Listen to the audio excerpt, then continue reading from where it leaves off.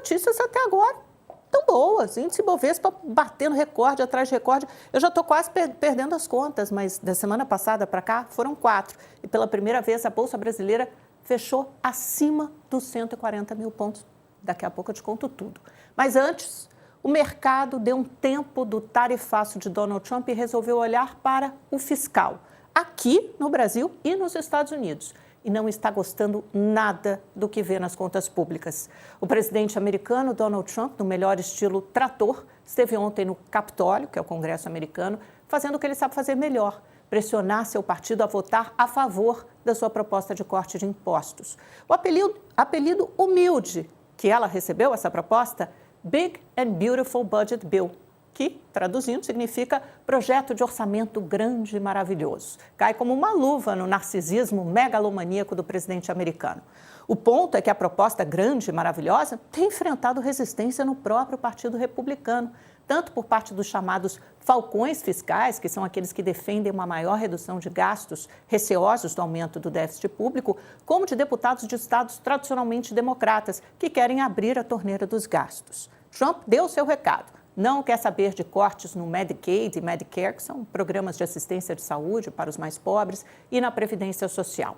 O presidente da Câmara, Mike Johnson, pretende votar a proposta ainda essa semana e conta com maioria estreita. Os republicanos são 220 contra 213 democratas. Trump propõe estender e aprofundar aquela redução de impostos para os mais ricos que vem desde lá do primeiro mandato dele em 2017 e somaria 4 trilhões de dólares até 2034 nas contas de especialistas em orçamento. A diminuição de gastos para compensar essa renúncia de impostos, a renúncia fiscal, é bem menor. O resultado, um déficit de 2,7 trilhões de dólares. O debate político corre ainda sob a ressaca do rebaixamento da nota de crédito dos Estados Unidos pela agência de rating Moody's na sexta passada, apontando justamente para o ajuste fiscal necessário tantas vezes adiado. Nós aqui no Brasil estamos cansados de ouvir falar em ajuste fiscal, né, gente? E claro que por aqui isso continua na ordem do dia. Desta vez, as atenções estão voltadas para a reunião da GEL, que é a Junta de Execução Orçamentária, com a participação de vários ministérios, Fazenda, Planejamento, Casa Civil, Gestão, para bater o martelo no primeiro congelamento de gastos do ano a ser anunciado amanhã, quinta-feira, no relatório de receitas e despesas. O mercado espera bloqueios e contingenciamentos na casa dos 10 ou 15 bilhões de reais para garantir o cumprimento da meta fiscal de déficit zero neste ano. Mas é claro que tudo isso depende sempre do quê? Da política. Então vem comigo, vamos saber como está o humor dos investidores nessa quarta-feira. Olha aqui, as bolsas na Ásia já fecharam, Tóquio caiu um pouquinho, 0,58, Hong Kong, direção oposta, subiu 0,58 e China, uma leve alta de 0,21%. A agenda está bem esvaziada, tanto aqui como lá fora, na Europa, nos Estados Unidos, então os mercados estão sem uma diretriz, né, um norte muito claro para ter como operar. Por isso, essa coisa um pouco volátil, assim, sem muita firmeza apontando para uma única direção. Vamos passar para as bolsas europeias, todas no terreno negativo. Paris cede 0,66%, Londres 0,09%, também cai, Frankfurt caindo 0,28%. A única perto da estabilidade, ou na estabilidade com leve alta, é Madrid, com 0,03%. E agora quero mostrar as bolsas americanas, o fechamento de ontem, já eu falo dos futuros de hoje. Olha, S&P 500 caiu ontem, né, 0,39, Dow Jones 0,27, 0,38 de queda Nasdaq. E por quê? Isso tem muito a ver com aquele meu editorial de abertura, né? Tem a ver com a preocupação dos investidores de olho nas contas públicas, no ajuste fiscal necessário nos Estados Unidos, tantas vezes adiado, numa trajetória ascendente da dívida pública e também nesse pacote de gastos, de corte de impostos, que acaba redundando num déficit maior ainda do presidente americano Donald Trump. Aliás, já vou adiantar que daqui a pouco a gente tem um entrevistado da Avenue, que é uma corretora estrangeira, ele fica sediado em Miami, então a gente vai conseguir aprofundar bem com ele para saber quais são os problemas fiscais por lá, nos Estados Unidos. Isso provocou a queda das bolsas, todo mundo ficou assim um pouquinho com o pé atrás, então tirou o olho do tarifaço, focou no ajuste fiscal, nesse pacote de impostos, saber se isso vai passar na Câmara ainda, tem muitas negociações políticas em andamento.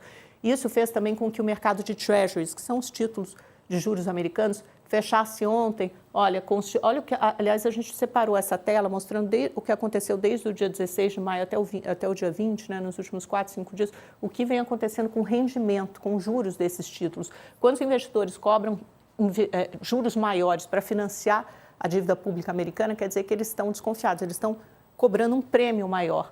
O rendimento, o Treasury de 30 anos, que é muito tradicional, né, um título de tesouro de longo prazo, chegou em alguns momentos da sessão de ontem e hoje a alcançar os 5%, que é um patamar muito elevado para os Estados Unidos. Ontem fechou perto desse padrão em 4,96%. Aí logo abaixo você tem o de 10 anos, que é aquele muito líquido, que é referência, Porto Seguro dos investimentos também subindo para 4,48% e o de 5 anos 4,07%. A próxima tela mostra a trajetória da dívida em relação ao PIB americano. Então, não é só o Brasil que tem problema. Teve um pico na pandemia, ali atingiu 132% do PIB. Esses são dados oficiais do Federal Reserve Bank de St. Louis, né, do Fed de St. Louis, e agora está em 121% do PIB. Ah, é uma dívida explosiva? Bom, em termos, né, porque os Estados Unidos têm a reserva de valor, eles conseguem emitir dólar, mas eles pagam juros e, como a gente viu na tela anterior, estão pagando juros mais altos para financiar a sua própria dívida e isso acaba sendo um problema, sim, né? Você tem uma parte relevante das receitas direcionada para o pagamento da dívida. Vamos para o fechamento da Bovespa? Porque aqui também tem uma história muito interessante. O dólar subiu um pouquinho, uma realização de lucros normal, tinha descido na sessão anterior, R$ 5,66, e Bovespa, aqui sim, olha só, 0,34 de alta, foi pouquinho, mas garantiu 140 mil pontos. E por quê? Quero mostrar para vocês um relatório que saiu ontem do Morgan Stanley, pouco antes de fechar a sessão, e que apontou elevou a recomendação do índice Bovespa para overweight, né? Então acima do projetado. Está falando assim, compra Brasil, gente, investidor pode comprar Brasil, pode comprar Bolsa Brasileira, porque a gente está projetando que ela vai chegar daqueles 140 mil pontos para 189 mil pontos em 2026. Eu separei aqui algumas explicações, algumas justificativas. Por que, afinal de contas, o Morgan Stanley está vendo isso? O que ele acha que vai acontecer? Olha lá, acreditamos que o calendário eleitoral carregado dos próximos 18 meses abre espaço para o início de uma mudança de política, especialmente na política fiscal. De novo, estamos voltando para o fiscal, vamos ficar atentos. Gostamos da relação risco-retorno do Brasil, onde o cenário otimista se tornou mais provável em nossa visão. Por quê? Olha lá, a taxa líquida de aprovação do presidente Lula em seu terceiro mandato está seguindo a mesma trajetória da observada com o ex-presidente Bolsonaro no mesmo período de governo. Isso quer dizer o quê? Vamos para a próxima página. Brasil está muito barato, possui um mercado de capitais profundo, com posicionamento extremamente voltado para a renda fixa, ao passo que a alocação em ações está em nível historicamente baixo, ou seja, tem oportunidade no mercado acionário. Não esperamos uma mudança efetiva na política antes de 2027, quer dizer, no próximo governo. Mas o simples fato de que essa possibilidade exista já pode favorecer o mercado de ações. Gente, Morgan Stanley está aqui apostando todas as fichas na troca de governo. Ele está colocando eleição na mesa. Eu acho que é o primeiro grande banco, né, a fazer isso, a colocar a eleição sobre a mesa e dizer, olha, se houver uma mudança de governo, se houver uma política fiscal mais restritiva, com um ajuste fiscal, então a gente vê uma oportunidade grande para a Bolsa Brasileira. É isso. Vou chamar um rápido intervalo para quem nos acompanha pela televisão. E você que está comigo no YouTube, por favor, continue, porque a gente tem algumas notas rápidas. No Morgan Stanley não foi o único a recomendar o Ibovespa, não. O Safra também está vendo a mesma história, embora não chegue aos 189 mil pontos da projeção. Deixa eu só entrar aqui, que é aquela coisa, né, gente? A página do computador fechou, o programa é ao vivo, eu faço sozinha, então tem que passar por esses BOs. Mas está aqui. O que o Safra está projetando depois do Morgan Stanley é um preço-alvo para 170 mil pontos em meados de 2026. De novo, a gente está em 140 mil, então tem um grande caminho de alta por aí. Ele cita sinais de moderação na atividade, fim do ciclo de aperto monetário. Por último, cita a diversificação de portfólios globais, essa realocação a partir da guerra comercial. Ontem tivemos a participação do Marcos Pinto, que é o secretário de Reformas Econômicas. Ele participou de uma audiência na comissão especial que trata do projeto de imposto de renda, aquele que pretende isentar de IR quem ganha até R$5 mil. A gente separou uma fala, uma sonorinha dele para você. Vamos ouvir. Nossa proposta é fazer uma reforma do imposto de renda neutra, cujo primeiro passo é isentar quem ganha até R$5.000, como foi promessa de campanha do presidente Lula, dar um benefício para quem ganha entre R$5.000 e R$7.000, um benefício que vai declinando conforme a renda vai subindo. E o objetivo desse benefício é o seguinte, é impedir que alguém que ganhe R$5.001 ou R$5.500 tenha um rendimento líquido menor do que alguém que ganha R$5.000. Então, a gente foi criando essa escadinha para zerar o benefício só no 7.000, tá? E por que a gente fez assim ao invés de corrigir a tabela toda? A razão é muito simples. Corrigir a tabela toda ia custar mais de R$100 bilhões. A gente não tem condições, nesse momento, de fazer isso. Pois é, o Marcos Pinto foi cobrado tanto por deputados da esquerda como da direita. Os da esquerda queriam uma correção total da tabela do imposto de renda. Ele falou, olha, não vai dar, vai custar R$100 bilhões, essa nossa proposta custa R$25 bilhões, e ela é fiscalmente neutra. E ele foi cobrado também pelos parlamentares de oposição. Muita gente representando estados e municípios que disseram, olha, os estados e municípios vão ter perdas com isso, porque os servidores que pagam IR, né, quem ganha 5 mil, aliás, todos os funcionários, na verdade, que pagam IR, isso acaba sendo coletado, é receita para os estados e municípios. Essa receita vai deixar de existir. Nas contas desse pessoal, seria isso representaria um quebra, um rombo no caixa dos estados e municípios de R$12 bilhões.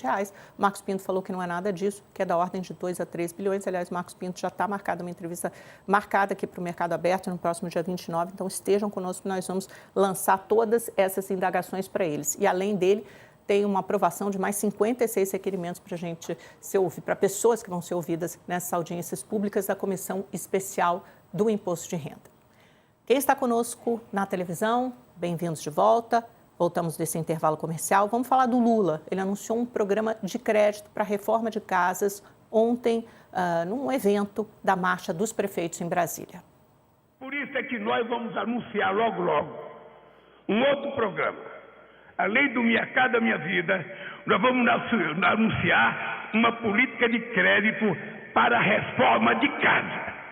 Ou seja, o cidadão que quiser reformar a sua casa, fazer uma garagem, fazer um quarto, fazer um banheiro, esse cidadão tem um direito de ir ao banco e pegar um crédito com o juro mais barato possível. Isso tudo faz parte daquele pacote para resgatar a popularidade. Já de olho em 2026, a gente vai ouvir falar muito nessa eleição e ela vai fazer preço no mercado. Então, por isso, esse assunto nos interessa e muito, nos é muito caro. Última nota rápida, gripe aviária. Carlos Fávaro relatou que foi oficialmente enviado um pedido, né, pela Embaixada Brasileira ao escritório interessado na China para que a China reavalie e possa regionalizar a suspensão de importação de carne de frango por causa da gripe aviária. Isso acontece hoje no território inteiro. Então, se teve um foco em Montenegro, a China suspende, pelo acordo atual em vigor, a importação de carne de frango do Brasil todo. O que o Brasil está pedindo é que seja feito um acordo como acontece com o Japão, por exemplo. Vamos suspender apenas do Rio Grande do Sul, apenas de uma pequena região, porque não há nenhum indicativo de que a gripe aviária tenha se espalhado. Vamos saber o que a China irá dizer. Até agora, 19 países suspenderam as importações de carne de frango.